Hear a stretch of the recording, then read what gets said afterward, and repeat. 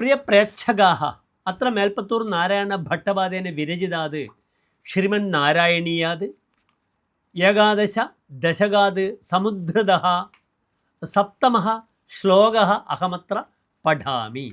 ത്വദീയഭൃത്യാവധകാശ്യപാത്തൗ സുരാരിവീരാദുദിതൗ ദിദൗ ദ്വൗ സന്ധ്യാസമുത്പാദനകഷ്ടചേഷ്ടൗ യമൗ ച ലോകസ്യ യമാവിവാന്യൗ.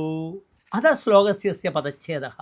ത്വദീയഭൃത്യൗ അധ കാശ്യപാത് തൗ സുരാരിവീരൗ മുദിതൗ ദിദൗ ദ്വൗ സന്ധ്യാസമുത്പാദനകഷ്ടചേഷ്ടൗ യമൗ ച ലോകസ്യ യമൗ ഇവ അന്യൗ. അധ അസ്യ അന്വയഃ.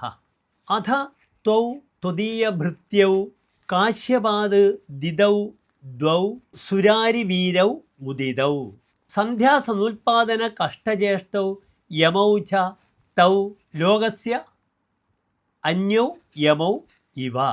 അനന്തരം ശ്ലോകസ്യ അസ്യ സാരാംശശ്ച.